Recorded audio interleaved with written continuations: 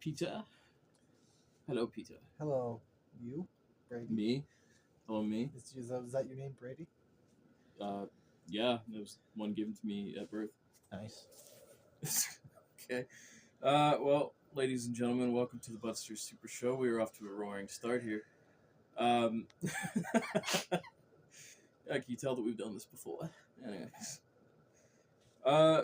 We're gonna have a conversation today about a certain character that we both love, that we feel like has really gotten the shaft hard in recent years. And fast. And, And repeatedly. fast. Repeatedly. No lube. For money. And who's that? Fuck. Who's that character, Peter? I think his name is the Incredible Hulk. Could you say that? Like The Incredible Hulk. Yeah, there you go. Yeah. So what we're gonna do today is we've actually come up with our own ideas. If we were gonna write a Hulk movie from scratch, not connected to the current MCU in any form, what would that look like, and how does it differ from how he's been used in recent years? But first, kind of want to get into like kind of the state of the Hulk right now. You know, like you want to start with the MCU. I know that you got some opinions on that too. Yeah, I understand that there's issues and gray areas with the rights with Universal, I believe. Yeah. But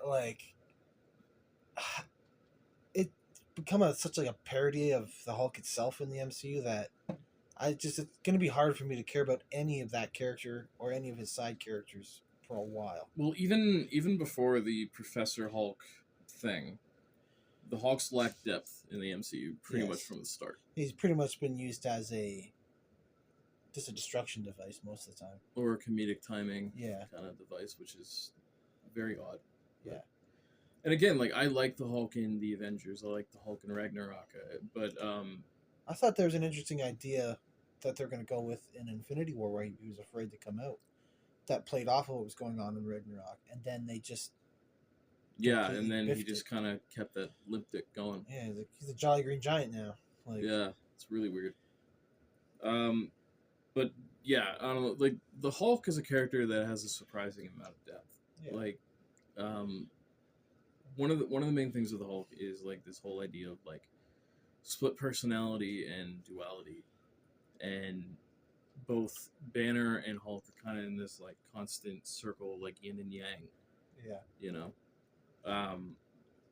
And I really feel like you don't see any of that in the MCU. No. And I can't say that you really have. Like, the most that you did see it was, I'd say, in the Incredible Hulk movie. Yeah. And even then, that it was kind of poorly done. Mm-hmm. Like, they had the idea, they just didn't know how to execute it. You know what I mean? Yeah. Yeah.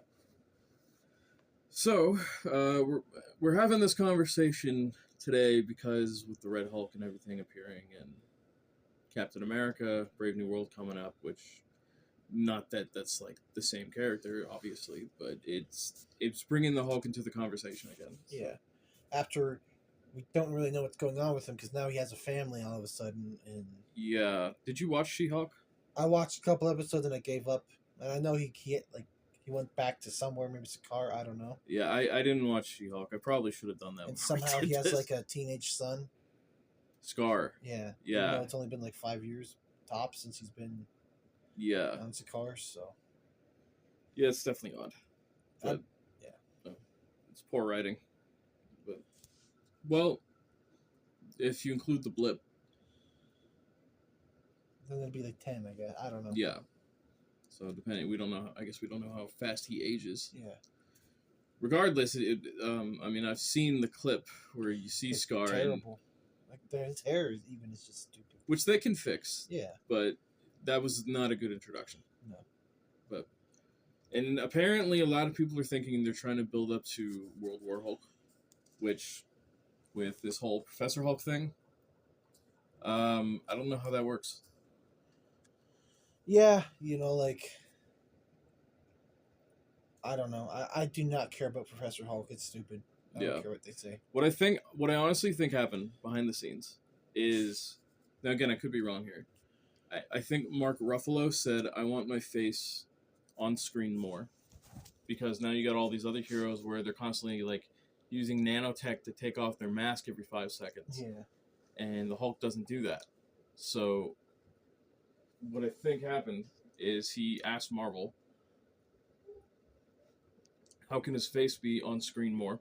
Uh-huh. And I think that was their solution. Probably. So anyway.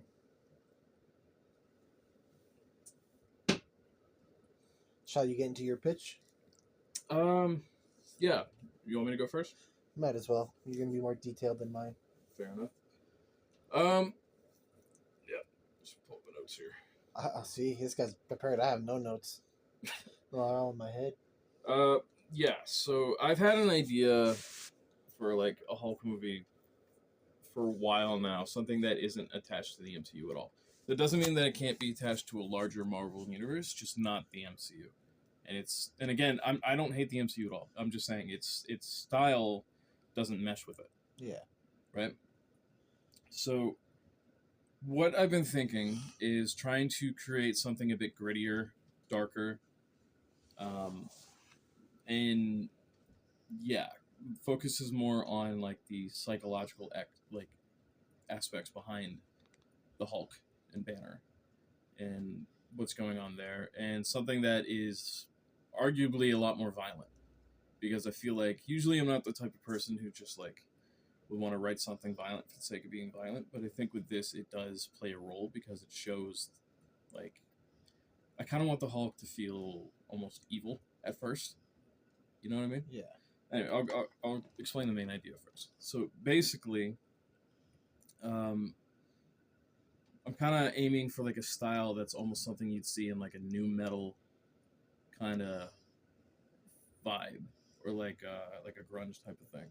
Kind of like how like the Batman had a very it was 2020 or was it 2021? The Batman 2022. 2022. So the Batman 2022, it was very stylistic and it was inspired with like this really grunge kind of 90s feel. I kind of want to aim for something like that that's more new metal 2000s, like you'd see on an album cover. Okay. Type of thing. And so that, which is a very different feel than the MCU altogether. But I guess I'll just start with Banner. So with Banner, what I really want to show is I'm pulling a lot from Hulk Gray by Jeff Loeb. And basically what that book is about is it's getting into like Banner psychology. He's talking with a therapist the entire book, and the Hulk's psychology and what's going on in to them, why they're constantly fighting, how the Hulk feels about being depicted as a monster, and how Banner hates the Hulk. And so basically what he did is he took the id and the super ego, which if you guys don't know what that is, it's a thing in psychology which I believe, I could be wrong, but I believe it was Carl Jung who came up with the terms. He was an old psychologist from back in the day. And basically the id is the part of you that's the impulsive, I'm going to do whatever is good for me in the moment, or pleasurable for me in the moment, or whatever. Whereas the superego is the highly critical, overthinking everything that you do, and just kind of stuck in their own mind, constantly bringing themselves down. These two parts of us, if they're working properly, they kind of create a sense of balance. But for a lot of people, that's not really there, and they're constantly fighting. So the id is the Hulk in this scenario, the impulsive part of Banner that's always kind of been hiding under the surface. And then the superego is Banner, which the Hulk takes as like, you know, you're constantly criticizing everything that I do, you know? Mm-hmm. And that's kind of that's what they did in Hulk Gray, and that's kind of what I use as like the main focus of at least Banner's character in this story, because I feel like you don't see any of that in the Hulk media nowadays. No. So that's one thing I wanted to focus on. The other thing I wanted to do is I wanted the Hulk to feel like an actual threat. You know? Yeah. So I'm actually kind of thought of this while watching Godzilla -1, where Godzilla is kind of evil in that movie. Yes. Well, not even kind of, is just evil in Yeah. that movie. What I want to do with the Hulk, because the whole thing is that he's supposed to be this impulsive, like, I'm going to take whatever I want, I'm going to destroy whatever I want, raging part of Banner, is one that's out of control at first. There's no specific target. It's anything in sight. So both the bad guys and the innocent can die, which kind of raises the stakes and the guilt for Banner. Yeah. I know some people may not like that because it's not as heroic, but I do think like starting with that and building it up as they become more balanced is a good idea, in my opinion. But anyway, yeah. So I kind of want to pull in a little bit of almost like a horror vibe at times, like not fully, but a little bit. Yeah. Where, like, for example, the Hulk's introduction, I kind of want people's hairs to stand up on their arms. Mm-hmm. You know what I mean? Yeah. Like, the transformation, I kind of want to, like, depict it in a way that you'd almost see out of, like, a gothic horror movie. You know? Yeah. Okay, I like that. Yeah. And then the actual roar, like, you remember in the 2008 Hulk, you know, where, like, they're in the factory? Yeah. And you hear the roar and everything like that, and that's, like, that's before you even see the Hulk. That is kind of what I want to do, but I want to make it in a way where, like, it doesn't just feel like an action movie like it did in that. I want it to feel like the audience feels afraid for the people in the scenario. Yeah. Whoever they are. I'm not entirely sure how to go about that yet, but it's a start. But yeah. But yeah, and kind of going back to the idea of, like, the id and the superego and balance, as the film goes on and as, like, you see more and more of this version of Banner and the Hulk, they influence each other. As they become more balanced, you know, you'll start seeing, like, some Banner's intelligence in the Hulk. You'll start seeing some of the Hulk's, like, I don't know if impulsiveness is the right word, but, like, Banner is not the type of person to, you know, like, be very, like, assertive. Yeah. Right? Start seeing the Hulk's assertiveness in Banner. Mm-hmm. But another thing I want to do is that Banner, eventually, I kind of want to get to a point where he can kind of psych himself up a bit, where the powers kind of trigger a little bit while he's still in his human form. So, like, for example, like, you'll see his eyes go green, and he can, like, utilize a little bit of that strength, like his arm will go green. Mm-hmm. You know, like, hit a guy, and the guy goes flying. And he's doing that while he's psyching himself up just before he changes. You know, using it a little bit here and there in human form. Okay. Once he gets really good at it. You know what I mean? Yeah. What's your take on that? I like that a lot more than what they tried to do with the Professor Hulk stuff. That's a better version of that, I think. Yeah. Yeah, and yeah, I want the whole thing to kind of feel like it's out of, like, a new metal album. Okay. Like, it's just visually speaking, if that makes sense. Mm-hmm. But anyway, I don't know, I've been thinking on this for a while.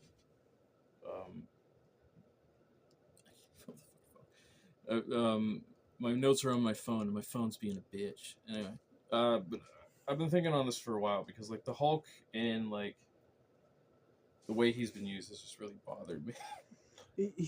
It's like he'd be such a magnet for good storytelling and good, like, psychology and personal torment. It's all right there. But. And they just refuse. Like, the 2 Hulk movies we've gotten, the Eric Bana one from, like, 2003, like, and the Incredible Hulk, those aren't seen as great movies, but at least they kind of explore that side of the character. They had the actual themes, they just didn't know how to use them. Yeah. So, like one thing, for example, I even have it in my notes here.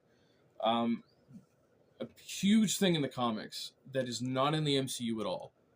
At all. It was in the 2003 one, though, and I remember as a kid it really fucked me up. Is his parents. That, obviously, yeah, me too. That fucked me up, too. And when reading through Hulk Gray, I realized there's so much more depth to even just that part than I even realized to begin with. Yeah.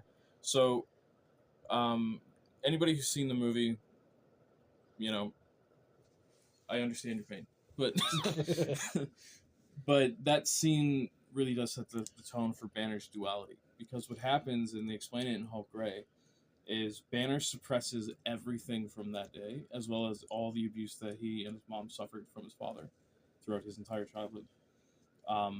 And when the Hulk happens, at least according to Jeff Loeb and Hulk Gray, Hulk is the part of his mind that was all of that trauma he suffered as a kid, made into a distinct personality that as a child, at least in Hulk Gray, he sees as his imaginary friend.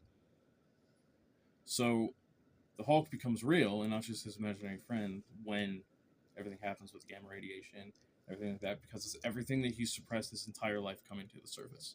That's why he's rageful. Where is that in any recent depiction of the Hulk? I don't know. He got pussy hungry for Scarlett Johansson in the one movie. That's the closest. Yeah, which, by the way, like the 2008 movie, because I just watched it a couple days ago before we did this.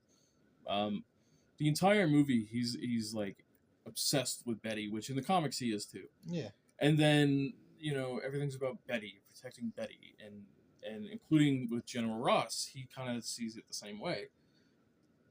And then she's never brought up again. Yeah. Ever. Not even once. Not even hinted at. Even when Ross shows up again. Now, I get that you can't exactly just pay for Liv Tyler again, probably. But you could at least mention the character. Yeah. It's like they want to recognize that the 2008 movie is part of the MCU, but they want to bring it up as least as possible. Yeah. So, anyway, yeah. And one thing I was kind of thinking on, and I kind of got this from -1 as well, is the Hulk was created from gamma radiation, right? Yeah. He's basically a walking nuclear bomb in a lot of ways. Mm-hmm. Why then, if he has such a vast amounts of gamma radiation in his blood, does he not leave a radioactive trail anywhere that he goes? Yeah. I'm not gonna understand. I'm not going to pretend to understand how gamma radiation works. Well, the gamma radiation in the comics, in Marvel Comics, is very different than gamma radiation in reality. So, I don't know, how it would affect that stuff. I'm sure you could eventually do a thing where they can have a Hulk tracker across the world. That could be part of the World War Hulk thing. Right.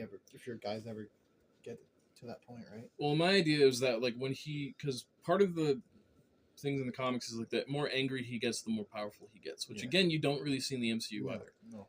But what I want to do is, the more powerful he gets, it's almost like there's a nuclear reactor going off, and he's emitting more and more vast amounts of radiation as that happens. So wherever he goes, it's not just him destroying things. It makes it incredibly dangerous to go back there without proper equipment or training. And in the situations where he gets really big, really powerful, really destructive, it's like looking at Chernobyl. Okay. You I know? like that idea. Yeah, which again adds to Banner's guilt with the Hulk, because it's not just, oh well, he broke some stuff and now we can fix it. It's like, no, people got sick, people died, even the people that survived. Yeah. But anyway, that's my rough pitch. It's a very mishmash of ideas, but it's something. Oh yeah. Yeah. Any thoughts on it? I like that a lot. There's actual substance to it. Yeah. Compared to, I'm eating a bunch of breakfast burritos and doing dabs with kids, Jesus Louises. Yeah. The second I saw the Professor Hulk on screen, it felt like they killed off a character between movies. Yeah. Oh, they pretty much did, because the whole storyline before that with Bruce and... They're two separate people in one and body. in Ragnarok, he was an actual character. He developed thoughts and talking and actual emotions. He was becoming his own person. Yeah. And then in Infinity War, he was so scared and terrified that Thanos beat him that he refused to come back out. Yeah. And then they just completely pretty much kill off the Hulk, and it's just Bruce that's green now. It's Bruce in the Hulk's body. Yeah, and so it'd be cool if they eventually brought it to the point where the Hulk gets so pissed off that Bruce killed him, in a way, and stuffed him inside, locked him out. that the Hulk just goes berserk. Burst out, which would be the only way I think that they could do a World War Hulk. Yeah, exactly. So Because if they're gonna do the whole like, hey guys, yeah. that's not gonna feel like a very believable threat. Yeah. And the thing is, I don't know if for him being one of the mainstay Avengers with World War Hulk, if they're willing to even go that far. Of him more or less being the bad guy. Yeah. Well, they got so much stuff to fix with the current MCU. Yeah, that's gonna take a while, anyways. Let alone the legal rights around the Hulk and everything that plays into. Well, I guess I'll get into my rough ideas. It's not going to be as detailed as yours because my brain's not wired like that. But your brain is this is interesting. We were just talking about how there's the parallels of the Hulk and Banner, the id and the super ego. You are the impulsiveness. I am the overthinker. Okay. When you think about it. Yeah. Which is why we work so well together. Yeah. It also means that we fight a lot. So my rough idea is, the moment I first saw the movie Oppenheimer for the first time, I couldn't get out of my head that Cillian Murphy would be an amazing Bruce Banner. I've never thought of that. Yeah. Like that entire movie, I just thought he would be a perfect Bruce Banner. Yeah. So. That's interesting. I like that. And that'd be my preferred guy to play him next, if you would want to do that. But like if they were doing a new Hulk, if it would to be rebooted, yeah. Yeah. And in my movie, it would be a Bruce Banner movie, not really a Hulk movie per se, because the Hulk would really only show up at the end. You might get flashes of him, kind of like in Godzilla 2014. You don't really see Godzilla till the end of the movie. Right. It would be this looming threat and anxiety you would feel. That's building up over the course of the film. Yeah. And that would play really well into a horror element too. Yeah. And Bruce's mind would be mentally deteriorating, trying to fight it the entire movie. And like in Oppenheimer, at the end of the movie, when the nuclear bomb explodes, it'd be like it's this big moment. It'd be the Hulk just fucking unleashing, and I would have to figure out what's the main beats and causes of that. I still haven't got that part yet. Right. But like the entire movie would be building up to this moment where he's trying to figure out how not to do this, how not to be the Hulk anymore. He's trying to kill the Hulk, essentially. And then it just unleashes him even more. Because it makes him rageful. Yeah. And when it does, it's bad. Like, tons of people get hurt or killed, and stuff. An entire town would be leveled.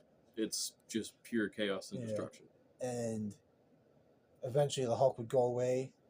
It would end just with Bruce waking up in the destruction and death, and just losing his, like, letting out a guttural scream, and taking in what he believes he did. Yeah, and that's the basic idea for what I've come up with in the last 24 hours. Something like that where it's almost a character study. Exactly. It's a Bruce Banner movie, and the Hulk is the bad guy against Bruce. Right. So kind of like Godzilla -1, except that the lead is also Godzilla. Yeah, exactly. Right. And I would want the Hulk. It'd be, like I said, it would be built up the entire movie. There'd be times where it almost happened and it wouldn't. Right, kind of constantly raising the tension. Yeah, and when it does, like, same thing with like the sound design of Oppenheimer when it just goes silent. I don't know. Like, I feel like that type of movie would be a great. The entire movie builds up to the climax. Yeah. He's just as the Hulk comes out. Yeah. I get what you're saying, though. But, like, I think that would be an interesting idea because, one, you would have the actual actor be the main focus of it. You wouldn't have to cover him with CGI the entire movie. Right.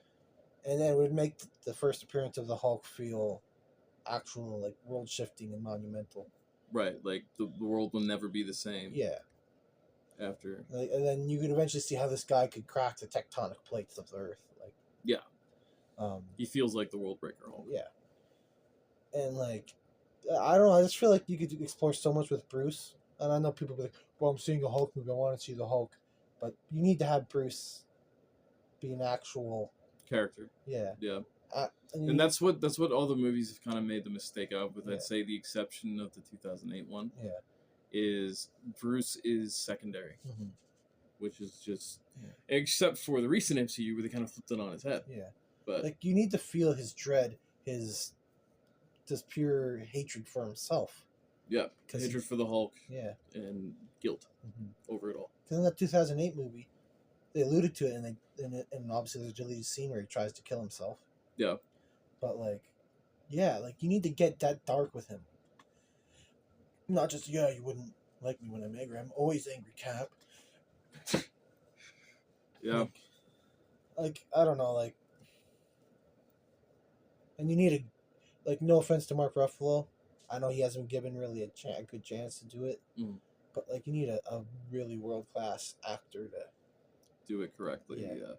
Like, and again, like, he's not a bad actor, but he's just kind of like, he was the safe choice. Yeah. And I have a feeling part of the reason why they took that route with the safe choice is because, like, especially with the legal rights around it all, and they were just getting bought out by Disney, and there was a lot of uncertainties there. So going from an actor like Ed Norton, who's amazing in that movie. Yeah. Regardless of the actual movie itself, Yeah. he's definitely the better Banner, Yeah. in my opinion. To Mark Ruffalo being a side character and, like, pretty much a sidekick to Iron Man. Yeah. And, like, when you watch movies like Fight Club or American History X, like, he's got so much more range than Ruffalo. So just... And throughout that movie, you would see the deterioration of Bruce's body, and he would look greasy, skinny. In your movie? Yeah. Right. Like, he would get skinnier. You could tell he's not sleeping, and yeah, like he's looking like a crackhead almost before he turns it into the Hulk. Yeah, I know, like, he looks sick. Yeah. Yeah. And he doesn't look like that in any of the MCU movies, that's for sure. No.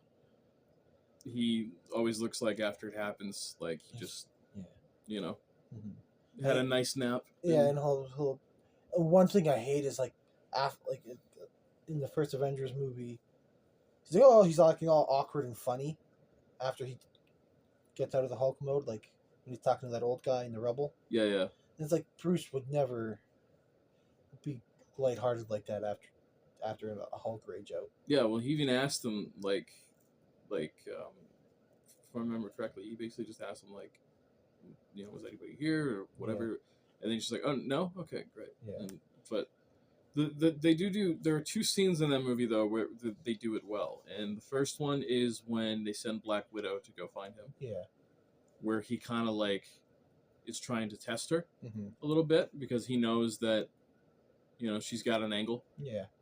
And he kind of, like, pretends to snap for a second. And then the scene where they're all fighting in the helicarrier. Yeah. That is a good scene. Yeah, where, like, you kind of see, like, that anger. It's not just the Hulk; it is Bruce. Yeah, and he's actually has some moral things because he's pissed off that Shield's using the Tesseract to build weapons of mass destruction. And he feels like he's getting played. Yeah. Yeah. And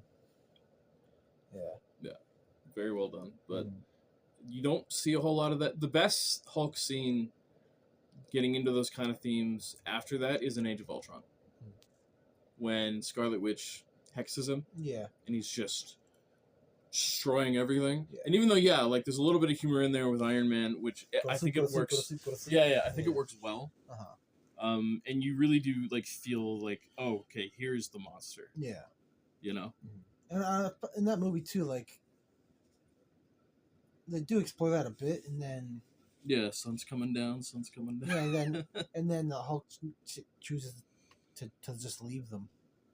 And yeah, he does it. At least the implication is because he feels like that's the best thing for them. Like the arc which is him growing a little bit as a character, like separate from Batman. Exactly. Like there's an intriguing arc they're doing from the end of Age of Ultron through Ragnarok into Infinity War that they just completely abandoned for whatever reason.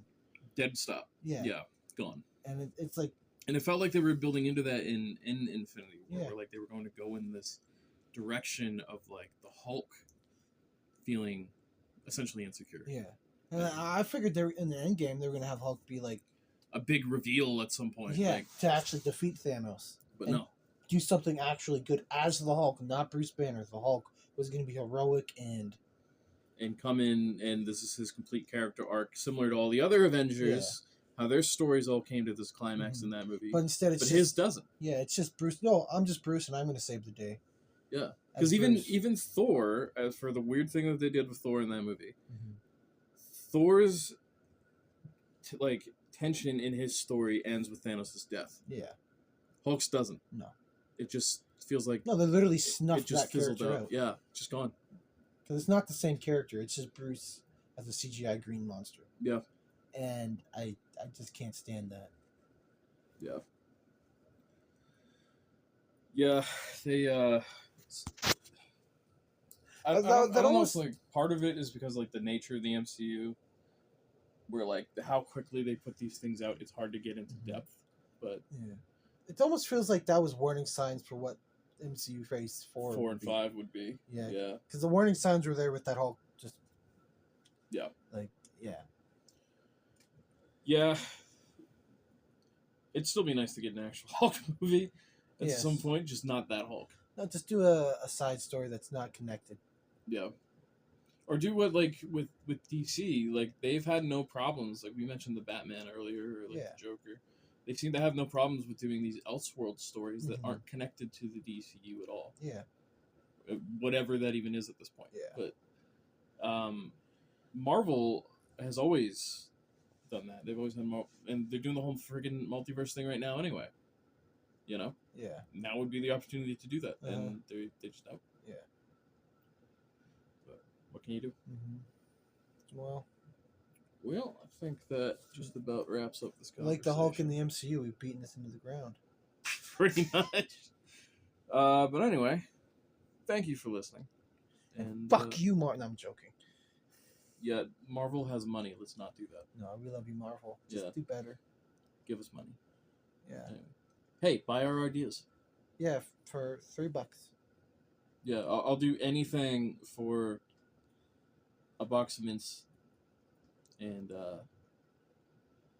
well, Kevin Feige, you know what I'm looking for. All right. That's been Hulk Ideas with Peter and Brady, the show. Yeah, we don't need to do an outro the musical. like that. Yeah. The Thank you for listening to the Budsters Super Show, and we'll be back in a couple weeks. Yeah. Bye. Bye.